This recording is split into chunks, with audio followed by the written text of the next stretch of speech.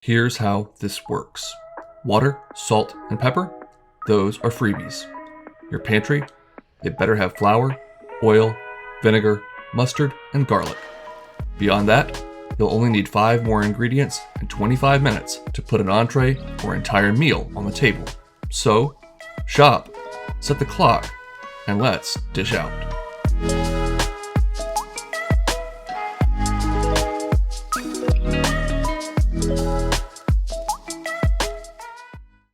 Alright, so we're going to be working with some turkey burger patties here. You could buy ground turkey and form the patties yourselves, but these are even more convenient. Some good old brioche buns here. A red onion. Some store-bought guacamole, or you could just crush up an avocado if you don't like store-made, pre-made guacamole. And of course some pepperjack cheese or cheese of your choice. Let's get to work. First things first, we gotta very thinly slice this red onion. You could use a mandolin, but I don't feel like getting another piece of equipment dirty just to slice an onion. So, giving it a nice thin slice with a sharp knife here. Get all those papers and skins off the outside. And then I really like deli containers for this because they have a nice tight fitting lid, but you could certainly use a bowl. Just put your onions in there. Add 3/4 cup of red wine vinegar, that's from the pantry, 1 cup of water, a pinch of salt, and a fresh crack of pepper to a sauce pot over medium heat.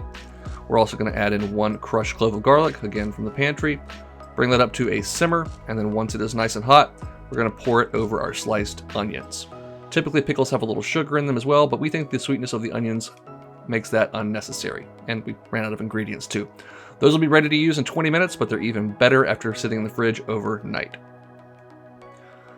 All we got to do now is cook our turkey burgers, put down a little olive oil into a skillet over medium heat. These patties are kind of small and thick, so once I get them in there, I'm going to season them up and smash them down. It's okay to smash your patties as long as you do it when they're still raw. This way, they will be pretty similar to the size of the burger in the end when we're ready to make the burger. Alright, this is probably going to take 4 to 5 minutes aside. You got to obviously cook turkey all the way through to 160 degrees.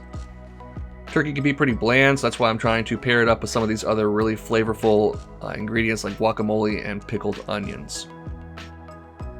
Once they are cooked through, go ahead and add a slice of that pepperjack to each patty.